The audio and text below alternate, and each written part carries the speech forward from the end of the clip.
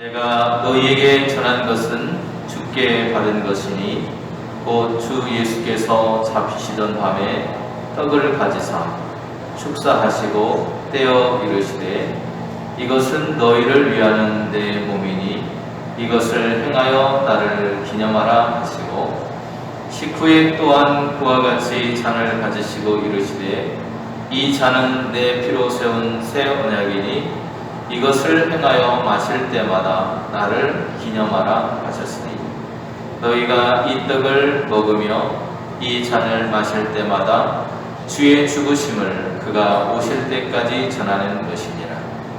그러므로 누구든지 주의 떡이나 잔을 합당하지 않게 먹고 마시는 자는 주의 몸과 피에 대하여 죄를 짓는 것이니라. 사람이 자기를 살피고 그 후에야 이 떡을 먹고 이 잔을 마실지니 주의 몸을 분별하지 못하고 먹고 마시는 자는 자기의 죄를 먹고 마시는 것이니라. 그러므로 너희 중에 약한 자와 병든 자가 많고 잠자는 자도 적지 아니하니 우리가 우리를 살폈으면 판단을 받지 아니하려니와 우리가 판단을 받는 것은 주께 징계를 받는 것이니 이는 우리로 세상과 함께 정죄함을 받지 않게 하려 하심이니라. 그런즉 내 형제들아 먹으러 모일 때에 서로 기다리라. 만일 누구든지 시장하거든 집에서 먹을지니 이는 너희의 모임이 판단받는 모임이 되지 않게 하려 함이라. 그 밖의 일들은 내가 언제든지 갈 때에 바로 잡으리라. 아멘.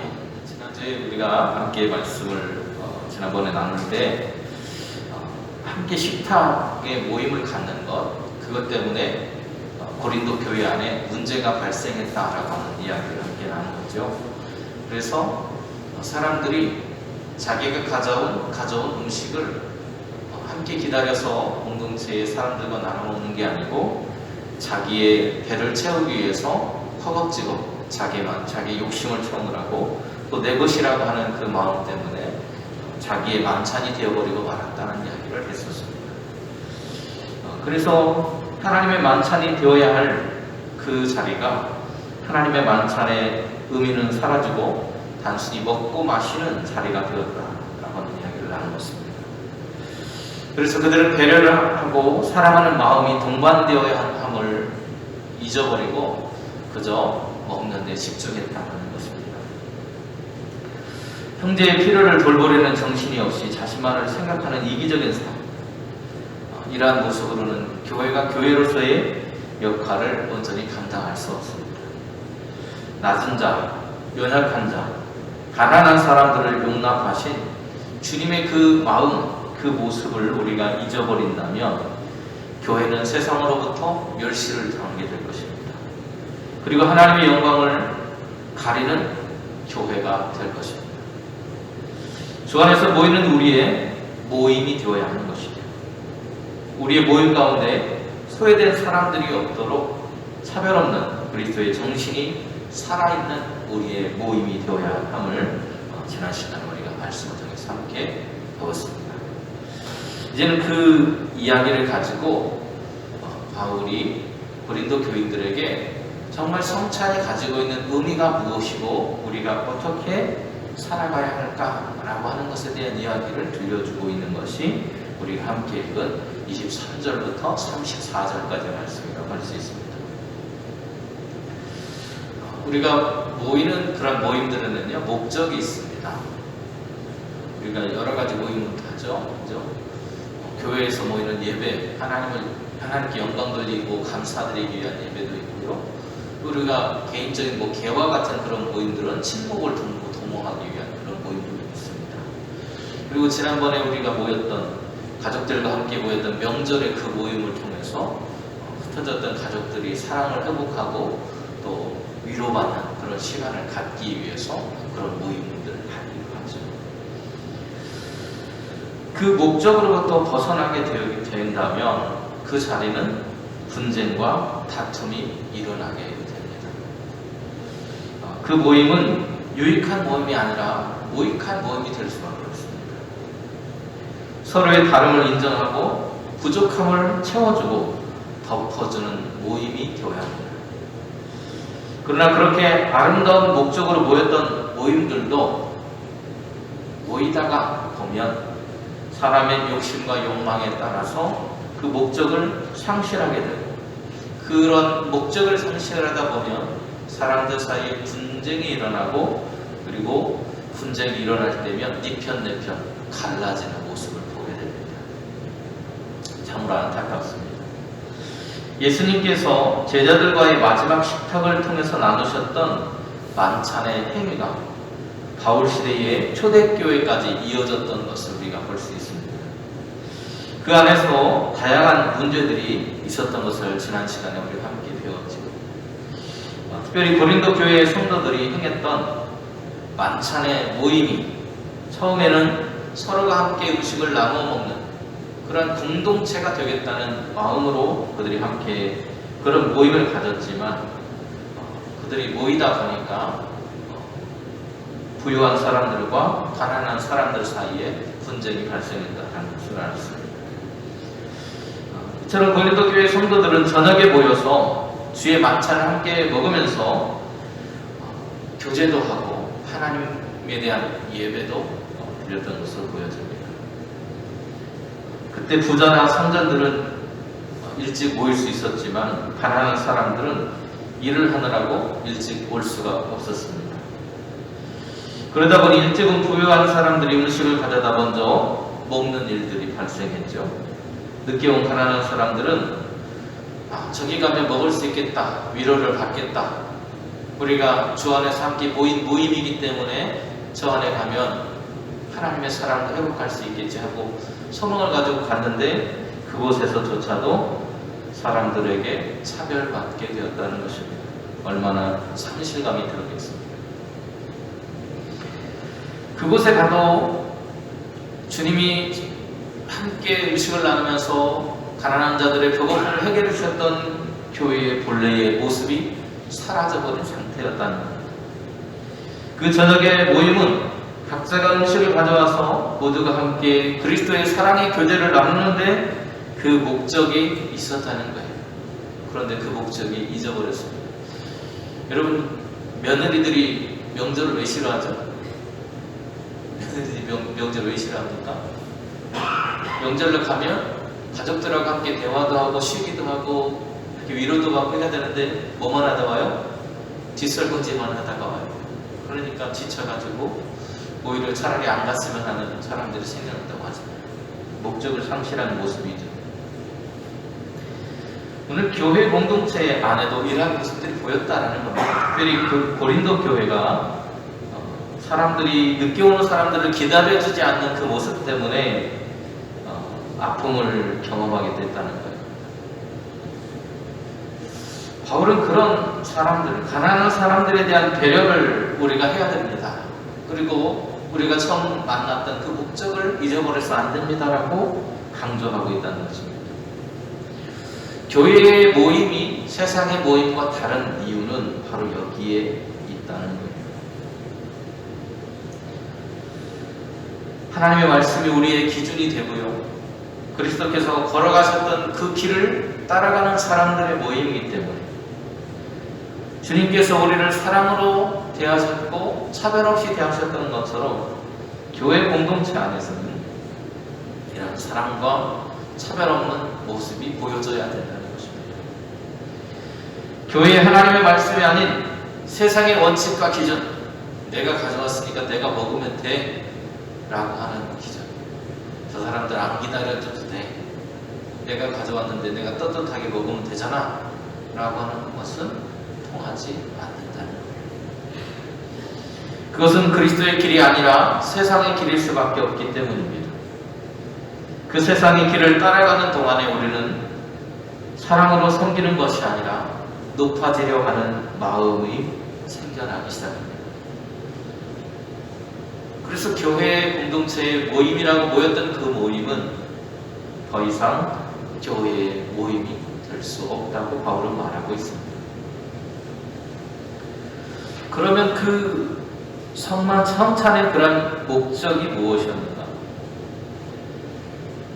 목적을 상실한 그들에게 바울은 그들이 모이는 목적이 무엇인지에 대해서 이야기해 줍니다. 그들이 행하고 있는 이 성만찬, 음식을 나눠 먹는 것이 무엇을 말하고 있는 것인지를 이야기해 주고 있습니다. 바울은 예수님께서 그들에게 들려주셨던 처음 만찬의 자리로 우리가 돌아가야 한다고 말하고 있습니다. 그러면서 바울은 이렇게 그들에게 들려줘요. 22절 말씀 보세요. 내가 너희에게 전하는 것은 주께 받은 것이니. 지금 이들이 함께 모여서 행하고 있는 이 성만찬이 누구로부터 왔다는 거예요? 주님으로부터 왔다고 말하고 있습니다. 바울이 주님께로부터 받은 것을 나는 전할 뿐입니다 라고 그들에게 강조하고 있어요. 그가 받은 것이 무엇입니까? 바로 성만찬의 모습이에요. 성만찬의 모습을 보면요, 떡을 들고 감사의 기도를 드립니다. 주님께서 그렇게 하셨어요. 그리고 그것을 찢어냅니다. 나누죠. 주님께서 우리를 위해서 주셨던 그 살을 보여줘요. 그리고 그 찢은 살을 어떻게 합니까? 나누어 먹습니다. 성만찬은요, 단순히 먹거리를 먹는 장소, 모임이 아니라는 거예요. 바울은 고린도 전서 10장에서 이렇게 말한 바 있습니다. 우리가 축복하는 바 축복의 잔은 그리스도의 피에 참여함이 아니며 우리가 떼는 떡은 그리스도의 몸에 참여함이 아니냐. 떡이 하나요 많은 우리가 한 몸이니 이는 우리가 다 한 떡에 참여합니다. 다시 말하면 떡을 먹는 그 순간 우리는 예수 그리스도의 그런 살과 피를 나누어 먹은 영적인 형제가 된다라고 하는 이야기를 하고 있습니다. 성찬의 떡을 먹고 성찬의 잔을 함께 나눔으로 인해서 우리는 그리스도의 살과 피를 나눈 한 형제라고 하는 것을 확인하는 거예요. 그래서 우리는 그리스도 안에서 하나입니다. 주님만이 우리의 머리가 되고 우리는 누구도 누구를 차별할 수 있는 그런 사람이 될 수 없습니다라는 거예요. 주님이 우리의 머리가 된 공동체, 그래서 우리는 모두가 주님 앞에서 동등한 존재입니다.